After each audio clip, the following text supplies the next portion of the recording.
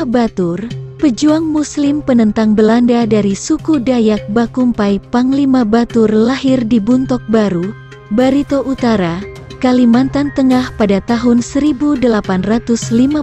Beliau adalah seorang panglima suku Dayak Bakumpai. Panglima Batur merupakan salah seorang panglima yang setia pada Sultan Muhammad Seman.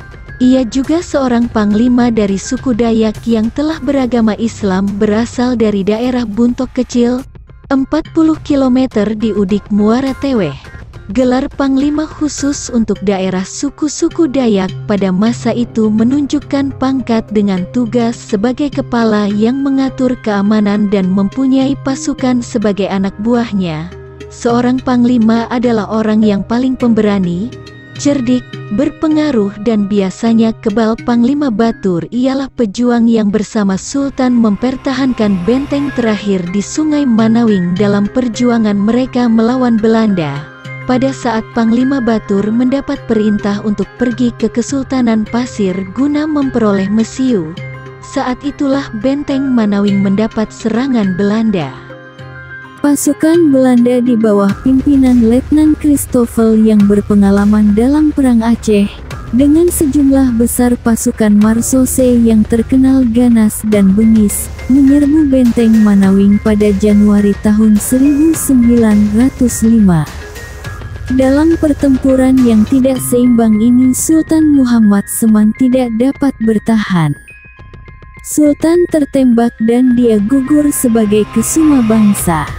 Rasa sedih pun menyelimuti Panglima Batur saat kembali ke benteng Manawing yang musnah, dan Sultan Muhammad Seman, pimpinannya, telah tewas. Panglima Batur dan teman seperjuangannya Panglima Umbung pulau ke kampung halaman mereka masing-masing. Panglima Umbung kembali ke Buntok Kecil.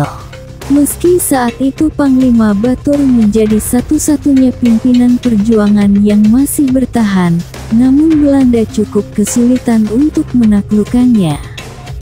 Ia terkenal sangat teguh dengan pendiriannya dan sangat patuh dengan sumpah yang telah diucapkannya, tetapi ia mudah terharu dan sedih jika melihat anak buahnya atau keluarganya yang jatuh menderita. Hal itulah yang dimanfaatkan Belanda untuk menjebaknya. Ketika terjadi upacara adat perkawinan kemenakannya di Kampung Lemo, di mana seluruh anggota keluarga Panglima Batur terkumpul, saat itulah serdadu Belanda mengadakan penangkapan. Pasangan mempelai yang sedang bersanding ditangkap dan dimasukkan ke dalam tahanan, kemudian dipukuli serta disiksa tanpa peri kemanusiaan. Cara inilah yang dipakai Belanda untuk menjebak Panglima Batur yang saat itu berhasil lolos.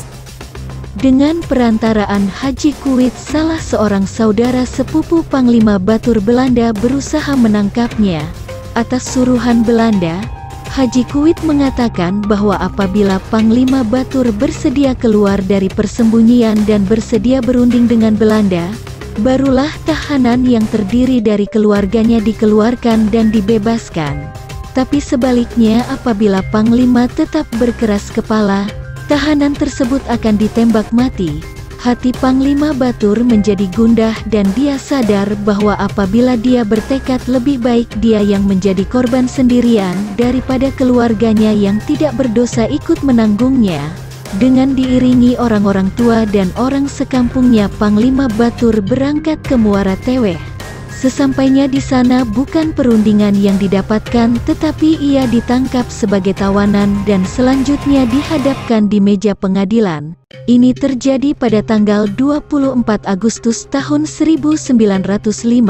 Setelah 2 minggu ditawan di Muara Teweh, Panglima Batur diangkut dengan kapal ke Banjarmasin. Di kota Banjarmasin, dia diarak keliling kota dengan pemberitahuan bahwa inilah pemberontak yang keras kepala dan akan dijatuhkan hukuman mati. Pada tanggal 15 September tahun 1905, Panglima Batur dinaikkan ke tiang gantungan. Permintaan terakhir yang diucapkannya, dia minta dibacakan 2 kalimat syahadat untuknya. Dia dimakamkan di belakang Masjid Jami Banjarmasin. Tetapi sejak tanggal 21 April tahun 1958 jenazahnya dipindahkan ke Kompleks Makam Pahlawan Banjar.